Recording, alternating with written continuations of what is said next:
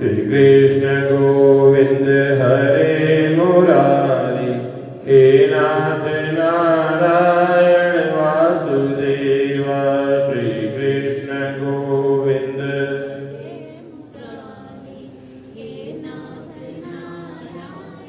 वासुदेवा, हे नाथ नारायण वासुदेवा, हे नाथ नारायण वासुदेवा,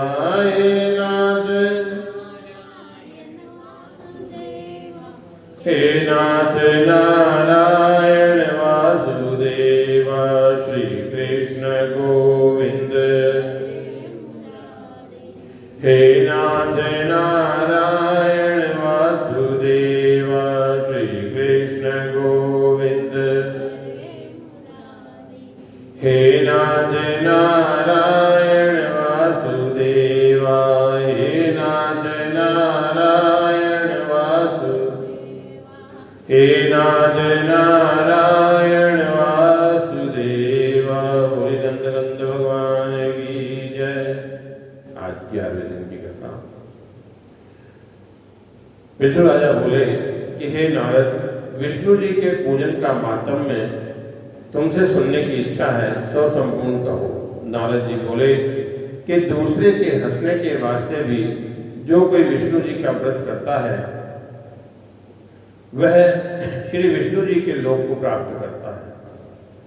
जो श्रद्धा से करे उसको तो क्या कहना है। यहाँ एक क्या इतिहास कहते हैं कि धूम्रकेश नाम का राजा उत्तम गति को प्राप्त हुआ। रम्य कालिंद पर्वत में दीर्घपुर नाम का ग्राम था।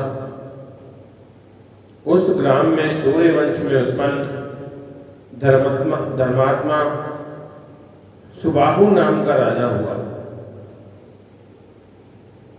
ब्राह्मण का मान करने वाला, विष्णु भक्त, प्रजा का पालन करने वाला था। उसका बड़ा लड़का धूम्रकेश नामक रूपवान था। धूम्रकेश दुष्ट बालकों के साथ खेलता, दुष्टों के संग से दुष्ट बुद्धि हो गई। हमेशा जुआ खेलता था, उसी के वास्ते चोरी करता था और चोरी करना, मद्य पीना, युवावस्था में मछली मांस खाने का ज्ञान हो गया। दूर लोगों के साथ गांव की स्त्रियों को देखता, छल से, धन से, बल से नहीं भोग करने लायक ब्राह्मणी स्त्रियों को भी काम से मोहित होकर के नहीं छोड़ता था। राजा ने ऐसा हाल सुनकर बहुत तरह से ताड़ना दी, परंतु उसका स्वभाव ऐसा ही रहा।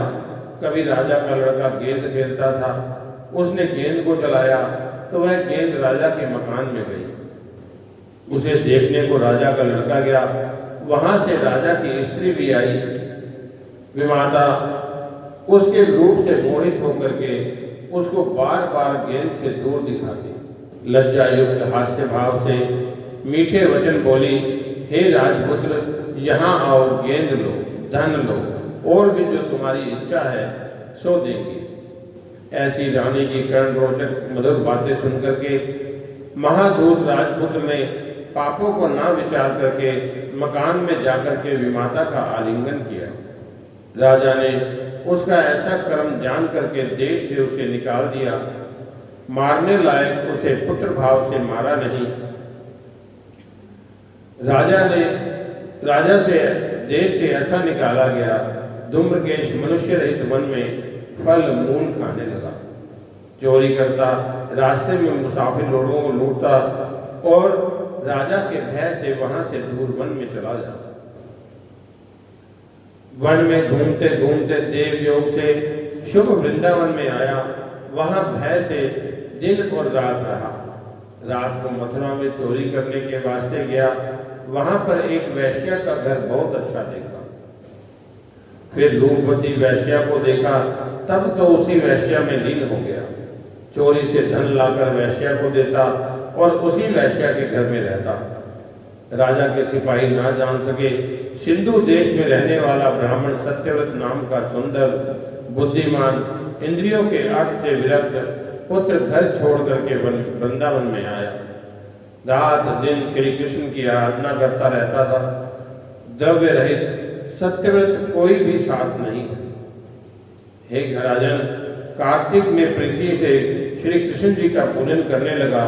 तीसरे दिन कुछ पत्र मूल फल खाकर लेता था और पूजन करके दामोदर भगवान श्री कृष्ण की स्तुति करने लगा। सत्यव्रत कहने लगा कि सच्चिदानंद रूप शोभायमान कुंडल गोकुल में दीप्यमान यशोदा की उंगल में बंधे यशोदा से पकड़े गए ईश्वर को हम नमस्कार करते हैं।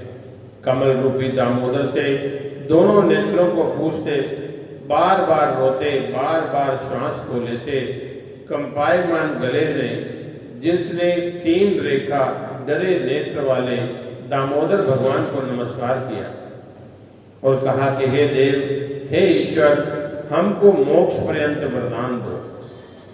तुम्हारा गोपाल स्वरूप मेरे मन में आया और आगे प्रकट रहे, दूसरे वरदानों से मुझे क्या लेना। काले मनोहर टेढ़े केशों से युक्त यशोदा द्वारा बार बार चूमा गया बिंब फल के समान होंठ वाला तुम्हारा मुख मेरे सामने प्रकट हो।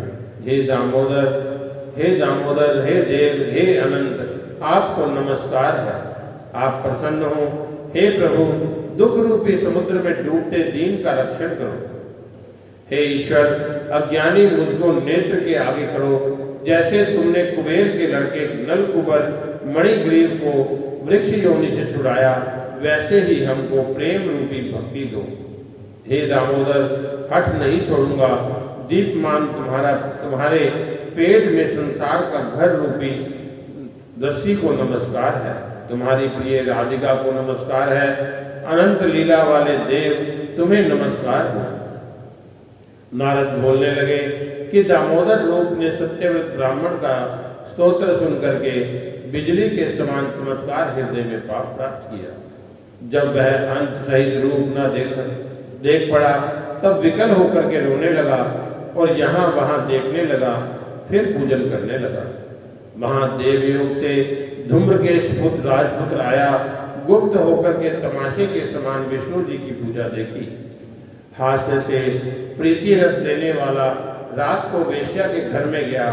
वेश्या से सब हाल कहा जो आनंद से देखा था। मिट्टी की मूर्ति बना करके उसी प्रकार पूजन किया। हास्य युक्त दुष्ट मन राजपुत्र ने उसी तरह कृष्ण जी का नाम लिया। इस प्रकार बहुत हास्य करके प्रीति से रात को वेश्या के संग सोया। तब राजा के सिपाहियों से पकड़ा गया। उसका अपराध देख करके राजा के सिपाहियों ने उसे मार दिया। यमराज के दूत यमराज के पास ले गए। यमराज ने देखा कि कार्तिक महीने में उसका हास्य युक्त छल से मथुरा में कृष्ण जी का पूजन कर्म देख करके यमराज ने आसन से उठा करके उसका आतिथ्य अर्थात सत्कार किया। आसन अर्घ इत्यादि से पूजन किया। दूतों को धमकाने लगे और बोले कि रे दूतों, तुम्हारा ज्ञान भ्रष्ट हो गया, तुम्हें धिक्कार है। हमारी आज्ञा नहीं मानते हो। जो बात हम रोकते हैं वही बारंबार करते हो। हमने कई बार कहा कि विष्णु जी के भक्त के पास नहीं जाना। विष्णु भक्त को हमें दंड देने का अधिकार नहीं है। तुम लोग दंड देते हो। ऐसा बोल करके धर्मराज धूम्रकेश से बोले कि तुमको बहुत कष्ट मिला। मथुरा में आकर के कार्तिक महीने में कृष्ण जी का पूजन तुमने किया। राजा के सिपाहियों ने दंड दिया, तब तुम बैकुंठ जाने लायक हो, हमारे पुर में आने लायक नहीं हो। धूम्रकेश बोला कि हे महाराज, हमेशा जन्म भर पापों से युक्त मेरा अधिकार बैकुंठ जाने का कैसा होगा। तुमने बड़ी आश्चर्य की बात कही। मेरे ऊपर बड़ा अनुग्रह किया। किस पुण्य के प्रभाव से पापी मैं समीचीन गति को पाऊंगा। मैं पुण्य पाप का लक्षण जानता हूँ। तुम्हारे मुख से संदेह दूर होगा, तब सदगति को प्राप्त होऊंगा। यमराज बोले कि हे धूम्रकेतु, कमल नेत्र रोग रहित नारायण को नमस्कार करके तुमसे धर्म का लक्षण कहता हूँ, सो सुनो। वेद में जो कहा है सो अर्भ निषद अधर्म धर्म 2 तरह का है, एक प्रवृत्ति मार्ग, एक निर्वृत्ति मार्ग। एक धर्म फल की अपेक्षा और अनपेक्षा से दो प्रकार का हो जाता है। जो पुरुष फल की कामना से धर्म करते हैं वह प्रवृत्त धर्म कहलाता है। फल की कामना सहित निवृत्ति धर्म कहलाता है। हे राजपुत्र, और गुप्त वस्तु सुनो, कहते हैं जिससे गोविंद भगवान में मनुष्यों की भक्ति होती है वही धर्म है। विष्णु जी की कथा श्रवण करें, नाम ले, स्मरण और पाद सेवन, पूजन, वंदन, दास भाव, मित्रता, आत्मा को निवेदन करना, ऐसी 9 तरह की भक्ति है। जिन लोगों ने ऐसी भक्ति की है वे मुक्ति को प्राप्त हो गए।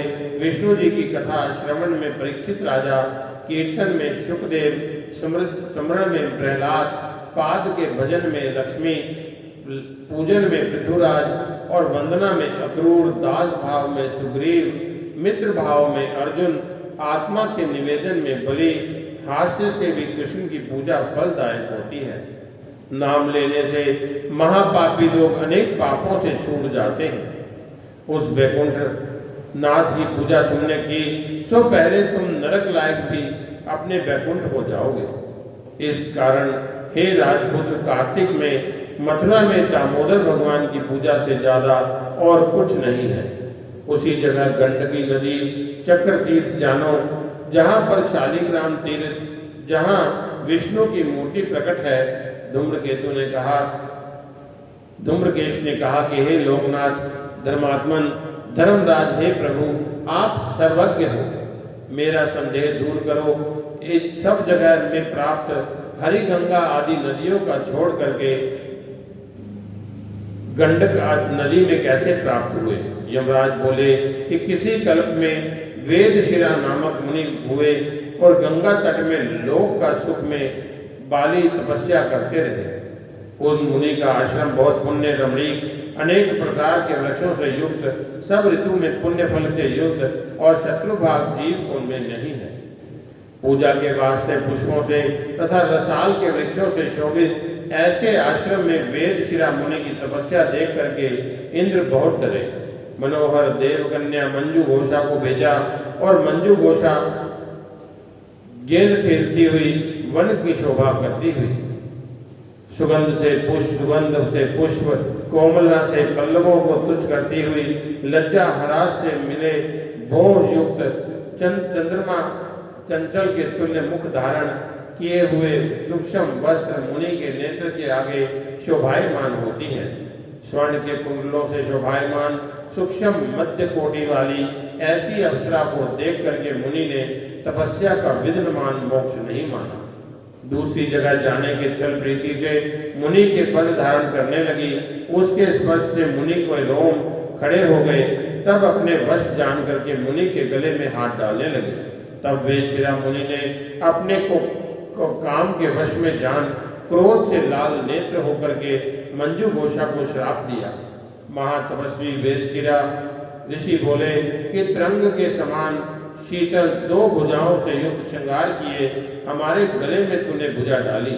काम कुंड में डुबाए संसार रूपी समुद्र में डालने का इरादा किया। नदी के समान होने से भामिनी तू नदी हो जा। तब मुनि ने इस प्रकार शाप दिया। वह मंजू घोषा बहुत दुखी हुई और दीन होकर के मुनि से बोली, हे ब्राह्मण, प्रति चेष्टा करने वाली मैं दूसरे के अधीन हूँ, विनय से नम्र हूँ, शाप योग्य नहीं हूँ, मेरे ऊपर प्रसन्न होकर के। तब शांत मुनि बोले कि नदी होकर के जनार्दन भगवान को पेट में धारण करती हुई लोगों को कृतार्थ करो। शालिग्राम शिला रूपी भगवान तुझ में प्रकट होंगे। मनुष्यों को मुक्ति देने वाला तुम्हारा यश का विस्तार होगा। निश्चय करके तुम्हारा जन्म शोभन है और गोविंद समागम का उत्सव है।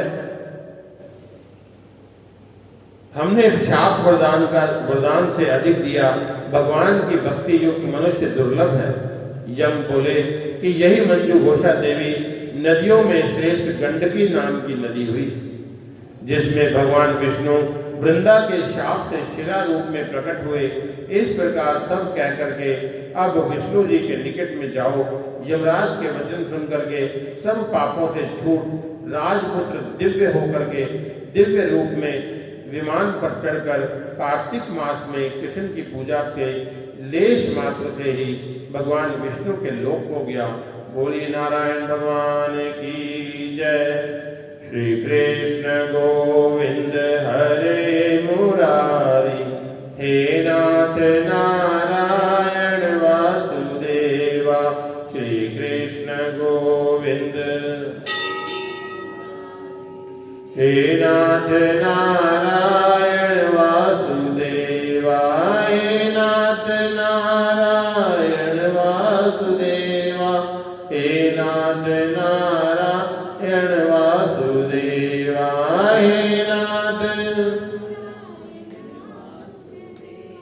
हे नाथ नारायण वासुदेवा। श्री कृष्ण गोविंद, हे नाथ